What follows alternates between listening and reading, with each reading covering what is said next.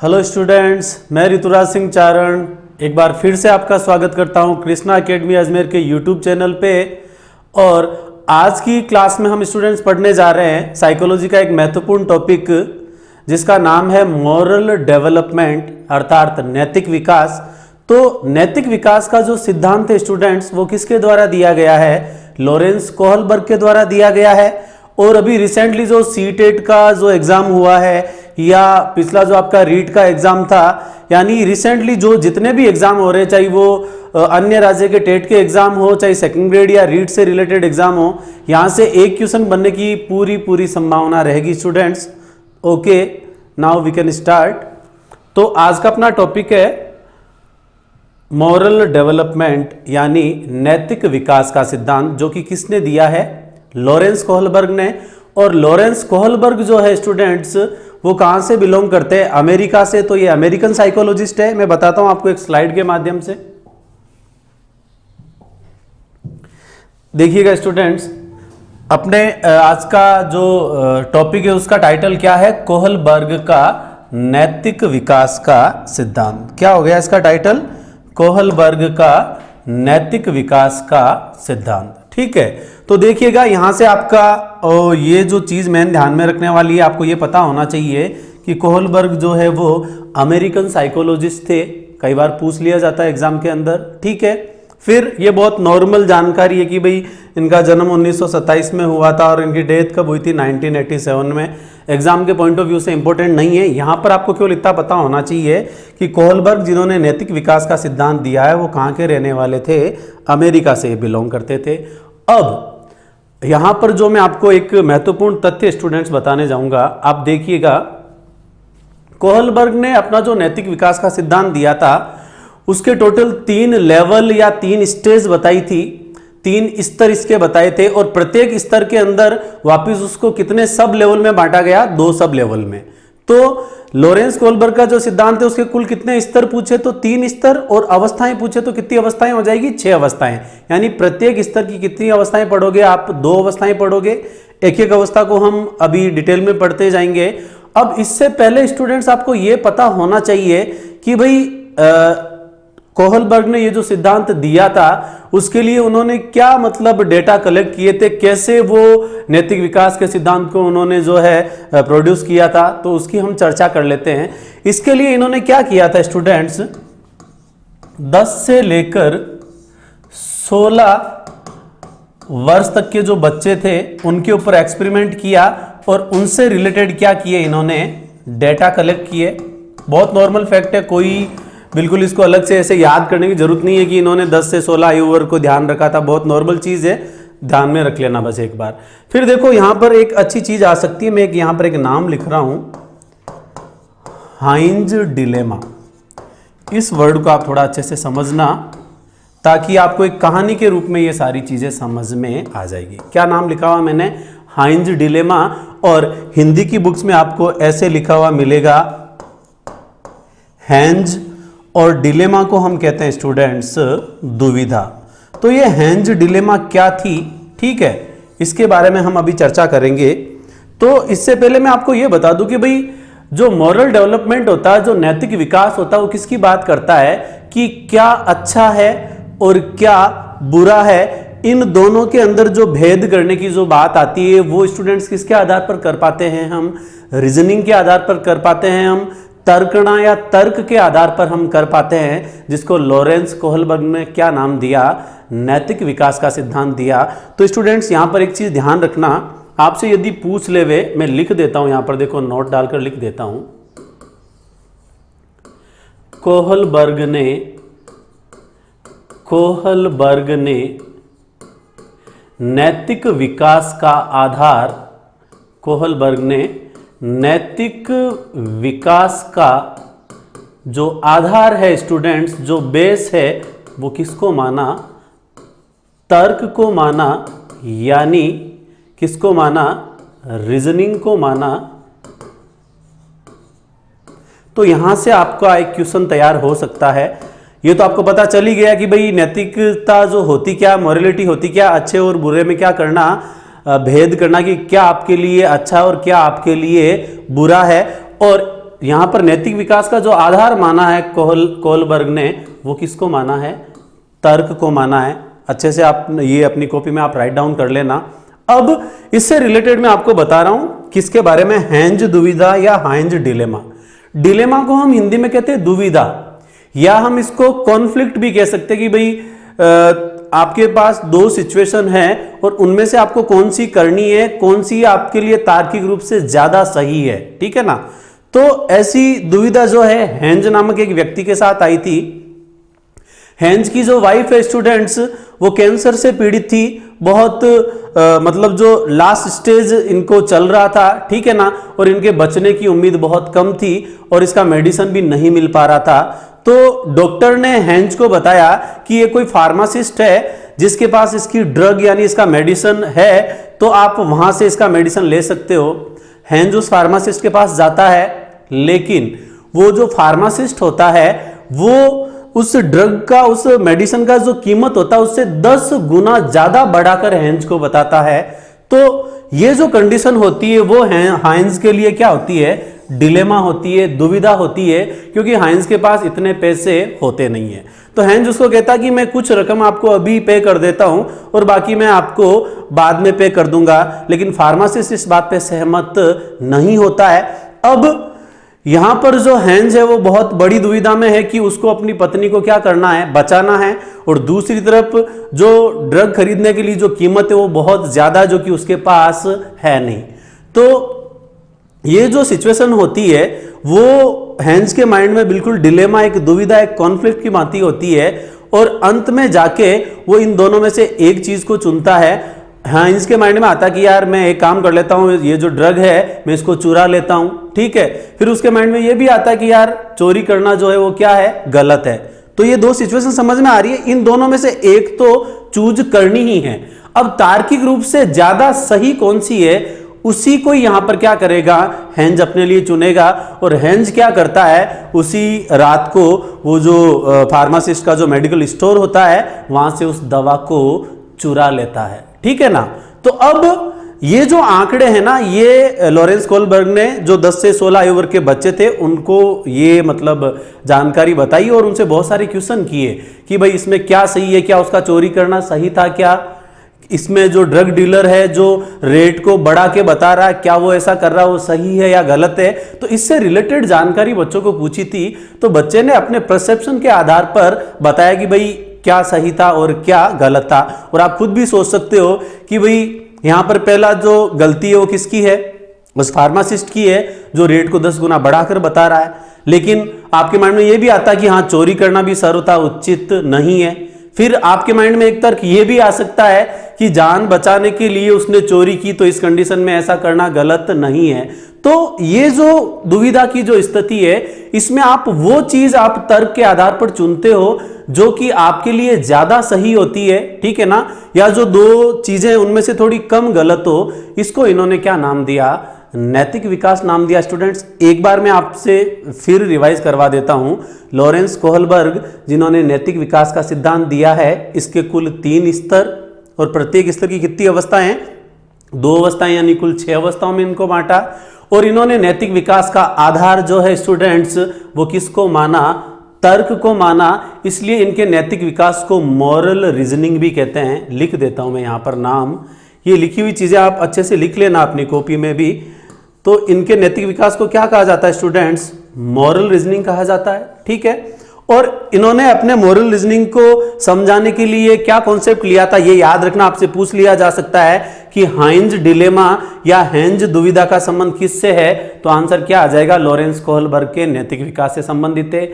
ये है क्या, मैंने आपको बताया था, ठीक है। और इसका जो डेटा है उन्होंने किस आयु वर्ग के बच्चों के सामने प्रस्तुत किया? 10 से 16 आयु वर्ग के बच्चों के सामने प्रस्तुत किया था। इसकी डिटेल हम आगे और पढ़ते जाएंगे। एक बार आप इसका अच्छे से स्क्रीनशॉट ले लीजिएगा।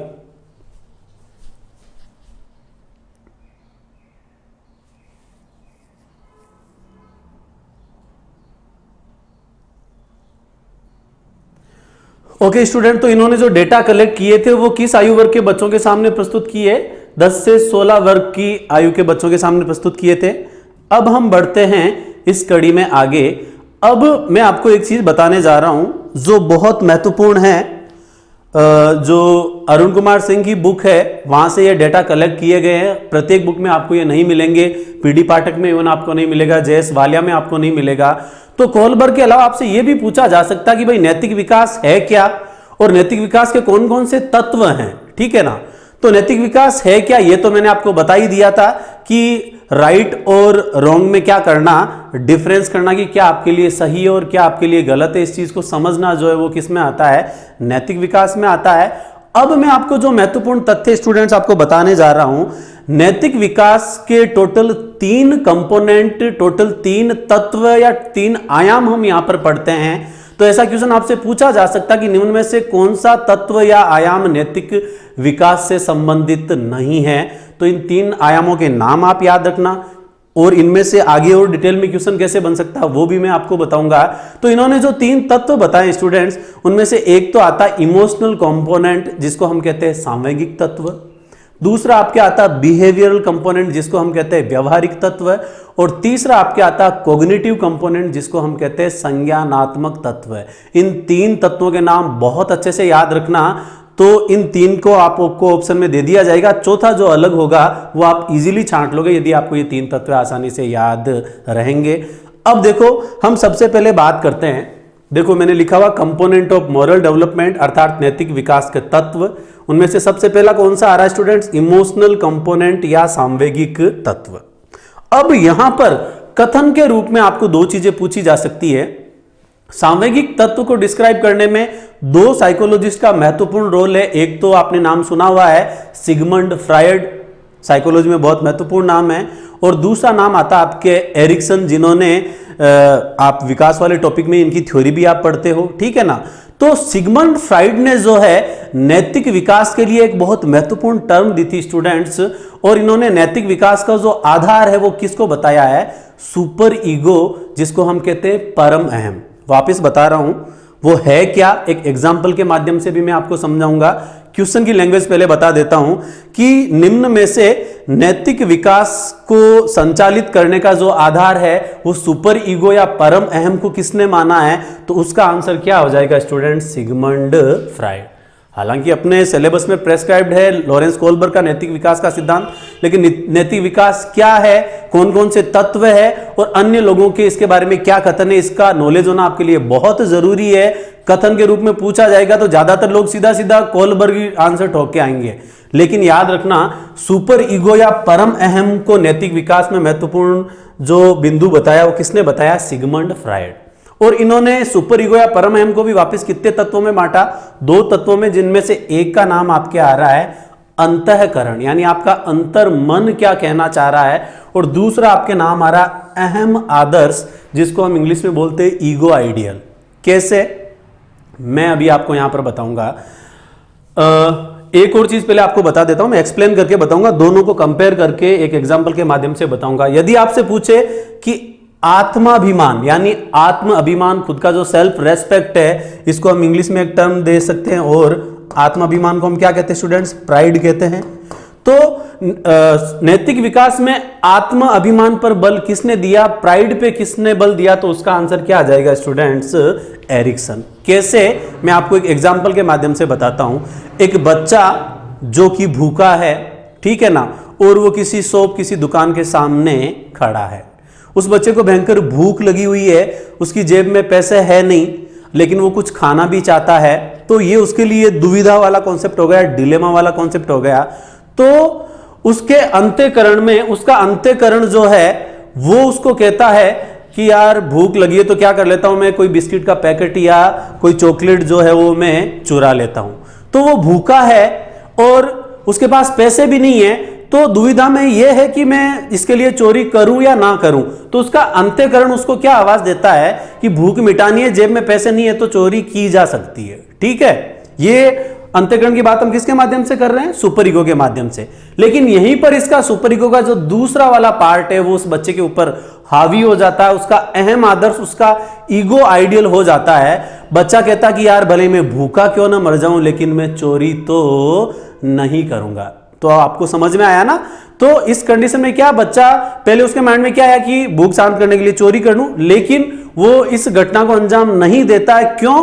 क्योंकि दूसरी चीज सुपर ईगो का दूसरा पार्ट कौन सा आड़े आ जाता है यहां पर, अहम आदर्श, उसका ईगो आइडियल जो है वो उसको क्या करता है, उस चीज को करने से उसको मना कर देता है। समझ में आया होगा आपको अच्छे से। तो इसको मैं स्टार मार्क कर देता हूं। सबसे इंपॉर्टेंट क्वेश्चन जो है यदि कथन के रूप में बने तो वो कहां से बनने की संभावना रहेगी स्टूडेंट्स, सिगमंड फ्राइड ने। और फ्राइड ने नैतिक विकास का आधार किसको माना, सुपर ईगो, और सुपर ईगो के भी कितने पार्ट, अंतःकरण, और दूसरा ईगो आइडियल, या हिंदी में इसको हम कह सकते हैं अहम आदर्श। अब स्टूडेंट्स दूसरा नाम आता है यहां पर एरिक्सन।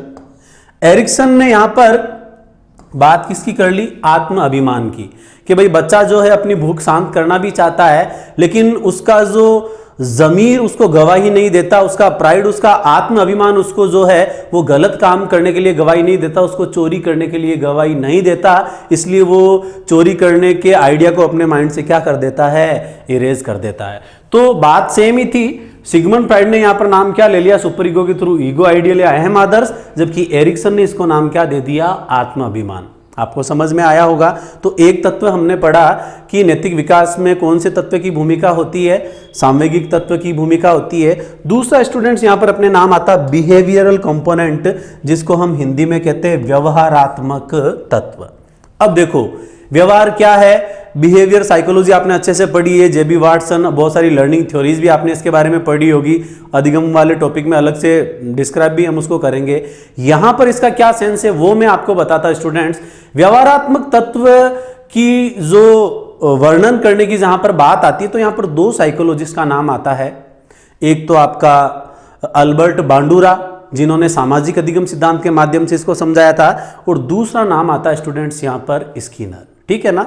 तो देखो मैंने यहां पर एक लाइन लिखी हुई है कि व्यवहारात्मक तत्व के अनुसार नैतिक विकास जो है वो किसका परिणाम होता है, व्यवहार का परिणाम होता है। नैतिक विकास किसका परिणाम होता है, व्यवहार का परिणाम होता है। और इस बात पे कितने लोगों ने बल डाला था, दो नाम याद रखना। देखो क्वेश्चन कैसे आएगा कि नैतिक विकास व्यवहार का परिणाम होता है, ये कथन किसके अनुसार है, तो एक तो अल्बर्ट बांडुरा और दूसरा स्किनर। कैसे मैं आपको बता देता हूं। यहां पर बांडुरा ने जो अपनी थ्योरीज के द्वारा, जिसका नाम है सोशल लर्निंग थ्योरी या सामाजिक अधिगम सिद्धांत, इसमें वो किसकी महत्ता या किसकी भूमिका पर बल डालते हैं, तो वो नाम आता है स्टूडेंट्स अवलोकन। अवलोकन होता ऑब्जर्व करना। मैं यहां पर लिख देता हूं, देखो हाँ ये रहा नाम आ गया ना, देखो बांडुरा, और दूसरा नाम क्या आ रहा आपके, स्किनर। तो बांडुरा ने जो है यहां पर नैतिक विकास को समझाने में किस चीज की बात की है, अवलोकन, कि बच्चे में नैतिक विकास जो होता है वो किसी के व्यवहार का अवलोकन करने से होता है, उसके व्यवहार को ऑब्जर्व करने से होता है। इसके लिए इन्होंने एक प्रयोग किया था। प्रयोग क्या था, देखो इन्होंने मतलब छोटे बच्चों को मूवी दिखाई थी। दो अलग अलग रूम्स थे जिनमें मतलब जैसे ये रूम है, इसमें कुछ बच्चे बैठे थे, छोटे बच्चे, उनको मूवी दिखाई गई। इसमें मूवी में एक पात्र हीरो था, एक विलेन था। तो इस वाले रूम में जिन बच्चों को मूवी दिखाई थी उसमें क्या किया गया था, जो विलेन होता है उसको मूवी के एंड में क्या दिया गया, दंड दिया गया, उसको पनिश किया गया। तो जिन बच्चों ने ये मूवी देखी तो उन्होंने क्या अवलोकन किया, क्या ऑब्जर्व किया कि जरूर इसने कोई गलत काम किया होगा, इसीलिए इसको क्या मिल रही है, सजा मिल रही है, दंड मिल रही है। तो ऐसे बच्चों ने क्या किया, उस व्यवहार को गलत माना और उस व्यवहार को करने से वो बचे। यानी वो नैतिक विकास में किसकी बात करता है कि ये चीज क्या है, गलत है। सेम वो की वही मूवी दूसरे रूम के बच्चों को दिखाई गई, वहां पर चेंज कर दिया जाता है। मूवी के लास्ट में विलेन को दंड देने की बजाय क्या दिया जाता है, पुरस्कार दिया जाता है। तो जिन बच्चों ने ये वाला अवलोकन किया तो वो क्या ऑब्जर्व करते हैं कि इसने कुछ अच्छा काम किया होगा, इसीलिए इसको क्या मिल रहा है, पुरस्कार मिल रहा है। तो वो ऐसा व्यवहार करने से घबराए नहीं, वो उस व्यवहार को कर भी सकते हैं। तो उन्होंने इसको क्या माना, राइट माना। तो आपको केवल इतना याद रखना कि किसी दूसरे के व्यवहार को अवलोकन करके नैतिक विकास करने की जो बात है वो किसके द्वारा की गई है, अल्बर्ट बांडुरा के द्वारा। और दूसरा नाम क्या आ रहा है स्टूडेंट्स, स्किनर जो है वो यहां पर मेनली किसकी बात करता है, पुनर्बलन की बात करता है, या रिवार्ड की बात करता है, या किसकी बात करता है, पुरस्कार की। ठीक है ना। तो स्किनर ने सकारात्मक पुनर्बलन भी बताया और नकारात्मक पुनर्बलन भी बताया है। तो सकारात्मक पुनर्बलन जो है वो नैतिक विकास को क्या करेगा, सुदृढ़ करेगा, और जो दंड वाली जो प्रक्रिया है उसको करने से बच्चा क्या करेगा, डरेगा। वो कहते हैं ना कि मतलब डंडे के डर से किसी कार्य को करना, तो दंड से बचने के लिए भी बच्चा क्या करेगा, अपने व्यवहार में सुधार करेगा, अपनी नैतिकता में क्या लाएगा, बदलाव लाएगा स्टूडेंट्स। तो व्यवहारात्मक पक्ष जो है नैतिक विकास का, ये जो आयाम है, इस पे दो लोगों ने बल दिया, बांडुरा और स्किनर। बांडुरा किसकी बात करता, अवलोकन के द्वारा नैतिक विकास की बात करता है, जबकि स्किनर पुनर्बलन के द्वारा, रिवार्ड या पुरस्कार के द्वारा नैतिक विकास की बात करता है स्टूडेंट्स। अब यहां पर अपने तीसरा और जो अंतिम नाम आता है वो है कॉग्निटिव कंपोनेंट, जिसको हम हिंदी में कहते हैं संज्ञानात्मक तत्व। ठीक है ना, तो एक लाइन लिखी हुई देखो, एक तो वर्ड आ रहा है यहां पर संज्ञानात्मक परिपक्वता, यानी कॉग्निटिव मैच्योरिटी। भाई संज्ञान जो है वो तो बच्चे के जन्म के साथ ही प्रारंभ हो जाता है, संवेदना से प्रारंभ होगा, फिर बच्चा प्रत्यक्षीकरण करेगा, फिर उसके बाद में अपनी कल्पना शक्ति का यूज करेगा, अपने तर्क वितर्क का यूज करके अपनी समस्या का क्या कर लेगा, समाधान कर लेगा। यानी समस्या समाधान करने की जो एबिलिटी उसमें आ जाती है, यानी उसमें क्या आ गई है, कॉग्निटिव मैच्योरिटी आ गई है। तो इन्होंने संज्ञानात्मक तत्व में एक तो किसकी बात की है, कॉग्निटिव मैच्योरिटी यानी संज्ञानात्मक परिपक्वता, और दूसरा इन्होंने वर्ड यूज किया सामाजिक अनुभूति, कि जो सोशल एक्सपीरियंस जो होते हैं बच्चे के, उसके द्वारा भी बच्चे में नैतिकता के गुण का क्या होता है, विकास होता है, कि समाज के अंदर कौन सी चीजें सही और कौन सी चीजें क्या है, गलत है, ये बच्चा सामाजिक अनुभवों के द्वारा सीखता है। तो आपसे पूछा जा सकता है कथन के रूप में कि संज्ञानात्मक परिपक्वता तथा सामाजिक अनुभूति से नैतिक व्यवहार क्या होता है, मजबूत होता है। इसकी व्याख्या किसके अंतर्गत की गई है, कॉग्निटिव कंपोनेंट के तहत की गई है। तो कॉग्निटिव कंपोनेंट में दो वर्ड आए, एक तो कॉग्निटिव मैच्योरिटी यानी संज्ञानात्मक परिपक्वता, और दूसरा नाम आया आपके सोशल एक्सपीरियंस, सामाजिक अनुभव के द्वारा जो है वो नैतिक विकास में क्या आती है, मजबूती आती है स्टूडेंट्स। तो ये हमने तीन तत्व, तीन कंपोनेंट या तीन आयाम पढ़े जो कि नैतिक विकास से संबंधित थे। एक बार आप इनका अच्छे से स्क्रीनशॉट ले लीजिएगा स्टूडेंट्स, और इंपॉर्टेंट मार्क आप कर लेना सिगमंड फ्राइड के कथन को। ओके,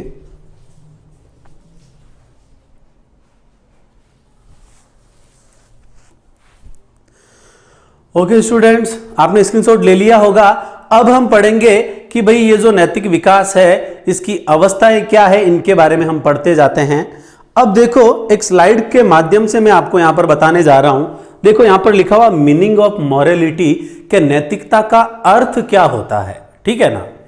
तो यहां पर जिस चीज से आपके क्वेश्चन बन सकता है वो मैं आपके सामने अंडरलाइन कर देता हूं, बता चुका हूं कि भाई नैतिकता होती क्या है, यहां से क्या चीजें आपके काम की हो सकती है। देखो पहला पॉइंट इंपॉर्टेंट है, स्टार मार्क कर देता हूं मैं यहां पर। देखो ऐसे क्वेश्चन बनते हैं भाई, ठीक है ना, क्योंकि पढ़ के क्वेश्चन हो तभी उस पढ़ाई का औचित्य होता है। पहला पॉइंट लिखा हुआ कि नैतिक व्यवहार जन्मजात नहीं होता है। तो याद रखना, जन्म के समय बच्चा ना तो नैतिक होता और ना ही अनैतिक होता। आपने पढ़ा भी होगा शेषावस्था की विशेषताओं में।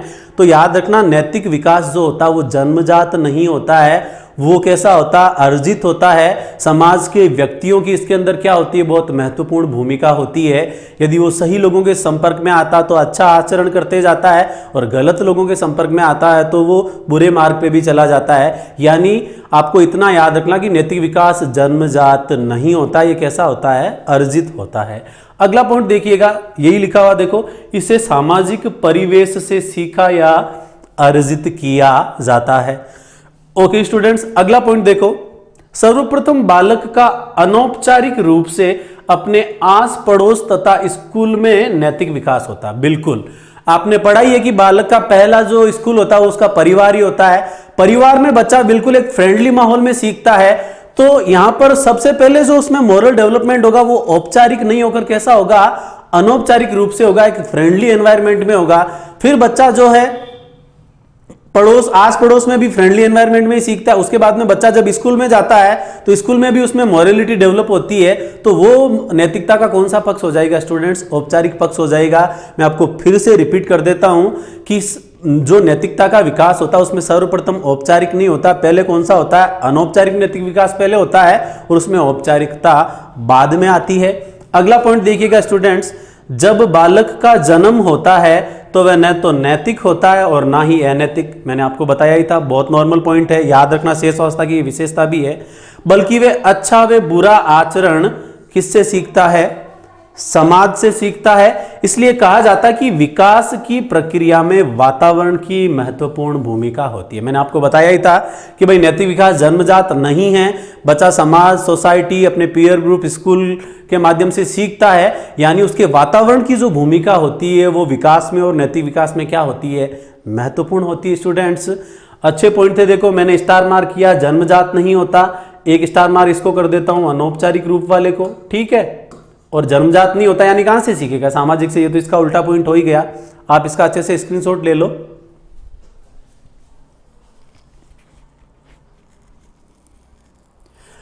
ओके स्टूडेंट्स,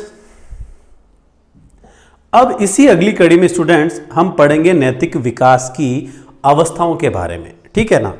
तो मैंने आपको बताया था कि नैतिक विकास के कुल कितने स्तर, देखो साइड में लिख देता हूं। यदि आपको नैतिक विकास के स्तर पूछे, स्तर को हम इंग्लिश टर्म क्या यूज करेंगे? लेवल। तो इसके लेवल कुल कितने हो जाएंगे स्टूडेंट्स? 3 हो जाएंगे। और यदि आपको इसकी अवस्थाएं पूछे तो इसकी जो स्टेज है स्टूडेंट्स वो आपके कितनी हो जाएगी? 6 हो जाएगी। यानी प्रत्येक स्तर को कितनी अवस्थाओं में बांटा गया? 2 अवस्थाओं में बांटा गया है। इनके आपके सीक्वेंस में आपको अच्छे से नाम याद होने चाहिए, एज ग्रुप क्या वो भी आपको पता होना चाहिए। हालांकि इतना नॉर्मल क्वेश्चन आता नहीं है, फिर भी आपको अवस्थाएं याद रहनी जरूरी है। एग्जाम्पल के माध्यम से पूछा जाएगा कि ये जो गुण है वो किस अवस्था में होता है, ठीक है स्टूडेंट्स। तो कुल कितने? 3 स्तर, कुल अवस्थाएं पूछे तो कितनी? 6। इसमें सबसे पहला जो आपके स्तर आता है स्टूडेंट्स वो आता है प्री कन्वेंशनल स्टेज, ठीक है ना। और स्टेज की जगह मैं यहां पर वर्ड लिख देता हूं लेवल। क्या वर्ड लिख देता हूं स्टूडेंट्स? लेवल लिख देता हूं, कंफ्यूज मत होना यहां पर, ठीक है ना। यहां पर स्टेज की जगह वर्ड क्या आएगा? लेवल आएगा। देखो हिंदी टर्म लिखा हुआ भी है स्तर। तो पहला स्तर क्या हो गया? यहां पर इंग्लिश टर्म अच्छे से याद रखना, क्योंकि हिंदी नाम जो है इनको बहुत सारे अलग अलग दिए हुए हैं, तो बेटर है बीच वाला क्या है? Conventional level. इससे पहला वाला प्री कन्वेंशनल और इसके बाद वाला पोस्ट कन्वेंशनल। देखो ये क्या आ गया? कन्वेंशनल लेवल, फिर ये प्री यानी पूर्व कन्वेंशनल स्तर और पोस्ट यानी पश्च कन्वेंशनल स्तर। बहुत सिंपल है, इसको याद करना। फिर मैं आपको बता देता हूं प्री कन्वेंशनल लेवल जो है उसका आयु वर्ग क्या बताया कोहलर ने? 4 से 10 वर्ष। ये यहां पर थोड़ा अच्छे से याद रखना, अलग अलग जगह आपको अलग अलग मिल सकता है, लेकिन ऑथेंटिक जो बुक्स है उनमें यही दिया हुआ है कि इसका आयु वर्ग क्या है? 4 से 10 वर्ष।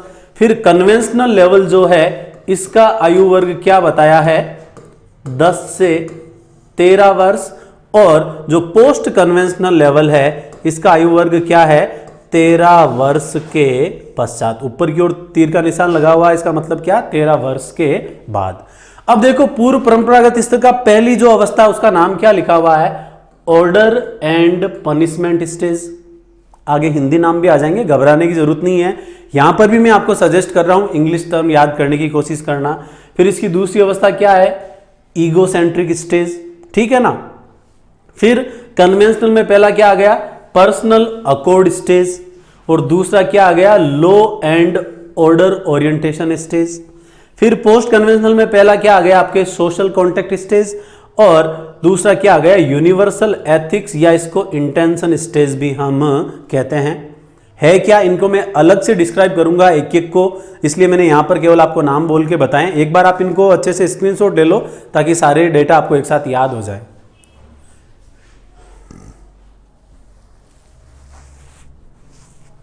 ओके स्टूडेंट्स, अब इस अगली कड़ी में स्टूडेंट्स हम जो सबसे पहला जो लेवल यहां पर लेने जा रहे हैं, देखिएगा आप, पहला लेवल क्या लिखा हुआ? पूर्व कन्वेंशनल लेवल।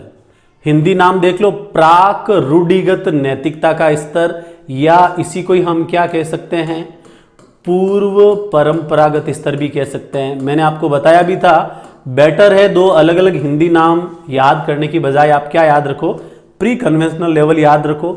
आयु वर्ग में यहां पर लिख देता हूं, आयु वर्ग कितना बताया यहां पर? 4 से कितने वर्ष? 10 वर्ष, ठीक है स्टूडेंट्स। अब देखो इस उम्र के अंदर होता क्या है? प्री कन्वेंशनल लेवल के अंदर बच्चे के जो नैतिक विकास का जो आधार होता है उसका संबंध बाहरी घटनाओं से होता है। यानी उसके अंतर मन में कोई भी चीजें नहीं होती, आंतरिक नैतिकता उसके अंदर होती नहीं है। उसमें नैतिकता का आधार किसको माना गया है? बाहरी घटनाओं को माना गया है। यहां पर लिखा भी होगा, देखो, इस अवस्था में नैतिक तर्कना दूसरे लोगों के मानकों के अनुसार होती है, ना कि सही गलत के मानकों के द्वारा। यानी इस उम्र में बच्चा ये डिसाइड नहीं कर पाता कि क्या सही है और क्या गलत है। इस पॉइंट को अच्छे से समझना मैंने इसीलिए एक पीपीटी के माध्यम से आपको, ताकि एज इट इज वो लैंग्वेज आपको एग्जाम में मिल जाए। पहला क्वेश्चन क्या बनेगा? पूर्व परंपरागत अवस्था, पूर्व परंपरागत स्तर जो है, आयु वर्ग 4 से 10 वर्ष। इसमें बच्चे के नैतिक विकास का जो आधार होता है वो किससे होता है? बाहरी घटनाओं से होता है। फिर इसी को हम दूसरी भाषा में क्या कह सकते हैं? नैतिकता का जो संबंध होता है वो दूसरों के मानकों के द्वारा होता है। दूसरे लोगों ने क्या स्टैंडर्ड, क्या मानक तय किए हैं, वही उसके नैतिक विकास का आधार होता है। वो खुद के अंतर्मन के द्वारा नहीं बता सकता कि क्या सही है और क्या गलत होता है, वो इस उम्र के बच्चे को ज्ञान नहीं होता है। ठीक है ना? अब देखो यहां पर आपके क्या पॉइंट आ रहा है, इसकी भी वापस कितनी अवस्थाएं हैं स्टूडेंट्स? 2 अवस्थाएं हैं। अब देखो हिंदी नाम भी आ गया, जिसमें से पहली अवस्था का नाम क्या? दंड एवं आज्ञाकारी उन्मुखता। हिंदी नाम क्या है? दंड एवं आज्ञाकारी उन्मुखता। और इंग्लिश टर्म है स्टूडेंट्स इसकी पनिशमेंट एंड ओबीडियंस ओरिएंटेशन। ठीक है। दूसरी अवस्था का नाम आ रहा साधनात्मक सापेक्षवादी उन्मुखता। क्या नाम आ रहा? साधनात्मक सापेक्षवादी उन्मुखता। और इंग्लिश टर्म इसकी क्या? Instrumental relativist orientation. ठीक है। अब इसकी जो वापस 2 पार्ट है, इनको एक एक पार्ट को हम डिटेल में पढ़ते हैं स्टूडेंट्स। अगली स्लाइड्स के माध्यम से देखते हैं हम इसको। अब देखो ये जो 2 अवस्थाएं अभी हमने पढ़ी थी पूर्व परंपरागत स्तर की, इसमें पहली अवस्था का नाम क्या था? आज्ञा और दंड की अवस्था। इसमें किस टाइप का क्वेश्चन बन सकता है वो मैं आपको बता देता हूं। पूर्व परंपरागत स्तर, जिसकी पहली अवस्था का नाम क्या? Order and punishment stage. क्या नाम है? ऑर्डर एंड पनिशमेंट स्टेज, या इसी को ही हम क्या कहते हैं? आज्ञा व दंड की अवस्था। ठीक है स्टूडेंट्स। अब देखो आप, इस अवस्था में बालक मानसिक व शारीरिक रूप से पूर्णतः परिपक्व नहीं होता। बहुत अच्छे से आप जानते हो, क्योंकि उम्र ही 4 से 10 वर्ष है, जिस कारण बालक को नैतिकता की वास्तविक समझ नहीं होती। बहुत नॉर्मल पॉइंट है, फिर भी एक बार देख लेना। अतः बालक का पूर्ण व्यवहार दंड के भय पर आधारित होता है। स्टार मार्क कर देता हूं, यहां से सीधा सीधा क्वेश्चन बन सकता है। और इसी कारण बच्चा क्या करता है? अच्छा व्यवहार करता है। यानी बच्चा जो अच्छा व्यवहार करता है वो किसके कारण करता है? कि उसको पनिशमेंट नहीं मिल जाए, उसको सजा या दंड नहीं मिल जाए, इसके कारण बच्चा क्या करता है? अच्छा व्यवहार करता है। यानी वो कहते हैं ना कि डंडे के डर से कार्य करना। आप करते थे ना स्कूल का जो होमवर्क है कि टीचर जो है हमें पनिश नहीं करे, इसलिए हम क्या करके जाते थे?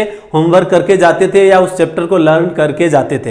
यानी हम अपने अंतर्मन से, अपने अंदर इतनी सूझबूझ नहीं है कि ये पढ़ा हुआ काम आएगा। हम वो काम क्यों कर रहे हैं कि टीचर अपने को डंडे नहीं मारे, उस डंडे के डर से, उस टीचर के डर से हम क्या कर रहे हैं? किसी कार्य को अंजाम दे रहे हैं। ठीक है ना? तो आपको इतना ही याद रखना, यहां पर स्टार मार्क कर दिया मैंने। दंड के भय पर आधारित होता है बालक का व्यवहार या उसका नैतिक विकास, और इसी के कारण बच्चा क्या करता है? अच्छा व्यवहार करता है। यानी बच्चा बुरा व्यवहार इसलिए नहीं करता कि उसको क्या मिलेगा? दंड मिलेगा, इसलिए वो अच्छा व्यवहार करता है। इतना ही आपको याद रखना है। फिर देखो, अच्छे बुरे में अंतर को वह बालक समाज के द्वारा दिए गए दंड व पुरस्कार के द्वारा करता है। यह भी अच्छा पॉइंट है, इसको भी मैं स्टार मार्क कर देता हूं। मैंने आपको बताया ही था कि इस अवस्था में बच्चे के नैतिक विकास का जो संबंध है स्टूडेंट्स, वो किससे जोड़ा जाता है? देखो मैं लिख देता हूं, क्योंकि ये एज इट इज लैंग्वेज आपको एग्जाम में मिलेगी। इसमें नैतिक विकास का संबंध किससे जोड़ा जाता है स्टूडेंट्स? बाहरी घटनाओं से। बाहरी घटनाओं को ही दूसरी भाषा में यहां पर क्या लिख दिया गया कि बालक समाज के द्वारा दिए गए दंड व पुरस्कार के द्वारा यहां पर सीखता है। फिर से रिवाइज कर रहा हूं। पहली अवस्था पूर्व परंपरागत स्तर, जिसकी उसकी भी वापस उस स्तर की पहली अवस्था का नाम क्या? आज्ञा व दंड की अवस्था, कि बच्चा दंड के भय से या डर से क्या करता है? अच्छा व्यवहार करता है। और नैतिक विकास का आधार यहाँ पर बाहरी घटनाओं से जोड़ा जाता है। बच्चा यहाँ पर अच्छे व बुरे में फर्क नहीं कर सकता। ये 3 पॉइंट आपके लिए यहाँ पर महत्वपूर्ण थे। अच्छे से एक बार आप स्क्रीनशॉट ले लीजिएगा।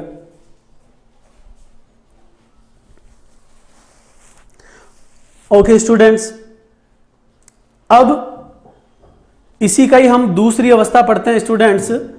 प्री कन्वेंशनल लेवल या पूर्व परंपरागत अवस्था का दूसरा भाग, जिसको हम क्या कहते हैं, ईगोसेंट्रिक स्टेज। क्या कहते हैं हम इसको, ईगोसेंट्रिक स्टेज, या हम इसको क्या कह सकते हैं, अहम की अवस्था भी कह सकते हैं।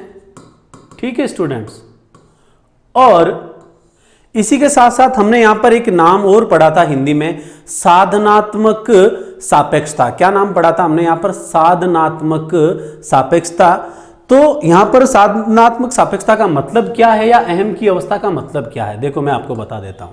यहां पर बच्चा जो है वो परस्परता या इंटर रिलेटिविटी की भूमिका पे बल देता है। बच्चा आपका काम तभी करेगा जब आप बदले में उसको कोई ना कोई चीज दोगे। यानी यहां पर बच्चे के मन में क्या भावना आती है कि मैं ये काम तभी करूंगा जब मुझे इसके लिए कुछ क्या मिलेगा, कोई पारितोषिक मिलेगा, कोई ना कोई रिवार्ड मेरे को यहां पर मिलेगा कि मैं ये काम कर रहा हूं तो आप मुझे इसके लिए 10 रुपए दो, या मैं आपका ये काम कर रहा हूं तो आप मेरे को क्या दो, चॉकलेट दो, या मैं आपका कोई काम कर रहा हूं तो आप मेरे को मॉल घुमाने ले जाओ, वहां पर कोई गेम खिलाने ले जाओ। यानी बच्चा आपका काम तभी करेगा जब बदले में आप उसके लिए कुछ कर सकते हो। अभी सीटेट के एग्जाम में एक क्वेश्चन पूछा गया था, एज इट इज मैं आपको इंग्लिश की लैंग्वेज ही बता देता हूं कि I will scratch your back if you scratch my back. ठीक है ना, कि भाई मैं तेरे पीठ को तभी खुजलाऊंगा जब तू मेरी पीठ को खुजलाएगा। यानी बदले की जो भावना होती है कि आप किसी के लिए वो कार्य तभी करोगे जब आप भी सामने से उसके लिए कुछ कर रहे हो। ठीक है ना, इसीलिए इस अवस्था को नाम क्या दे दिया जाता है, अहम की अवस्था नाम भी दे दिया जाता है, या साधनात्मक सापेक्षता नाम भी इसको दे दिया जाता है। तो कंफ्यूज मत हो जाना, दोनों इसके नाम है। एक तो नाम क्या आ गया, ईगोसेंट्रिक स्टेज या अहम की भावना, या इसी कई जगह दूसरा नाम क्या आ सकता है, साधनात्मक सापेक्षता भी यहां पर नाम आ जाता है स्टूडेंट्स। साधनात्मक सापेक्षता का मतलब क्या है, देखो एग्जाम्पल के माध्यम से दिया है, मुझे 10 रुपए या कोई खाने वाली वस्तु दो तभी मैं कोई काम करूंगा। यानी आप उसके लिए कुछ कर रहे हो तभी वो आपका काम करेगा। सीधा सीधा ये एग्जाम्पल पूछा जाता है। अवस्था कौन सी आ जाएगी, पूर्व कन्वेंशनल लेवल की दूसरी अवस्था। ओके स्टूडेंट्स, अतः इस अवस्था में बालक अपना कार्य पूर्णतः इच्छाओं पर आधारित ही करता है। यानी उसकी खुद की इच्छा से ही वो कार्य करता है, दूसरों के अकॉर्डिंग वो कार्य नहीं करता। अच्छे से स्क्रीनशॉट ले लो। तो स्टूडेंट्स, आज की क्लास में हमने नैतिक विकास होता क्या है, उसके आयाम कौन कौन से, वहाँ से महत्वपूर्ण क्वेश्चन बनेगा, और उसके जो 3 जो स्तर हैं उनमें से जो पहला स्तर है वो हमने आज की क्लास में कंप्लीट किया है। जो अगली क्लास आएगी उसमें हम बाकी के दोनों स्तर जो हैं और उनकी जो अवस्थाएं उनको कंप्लीट करेंगे। ऐसा इसलिए कर रहे हैं क्योंकि वीडियो की जो ड्यूरेशन है वो अप्रोक्स 35 to 40 मिनट तक रहती है, तो बच्चे आसानी से देख पाते हैं। क्योंकि सभी स्टूडेंट्स के पास डेटा हो ऐसा ज़रूरी नहीं है। तो अगली दोनों अवस्थाओं को हम अगले वीडियो में पढ़ेंगे स्टूडेंट्स। ओके।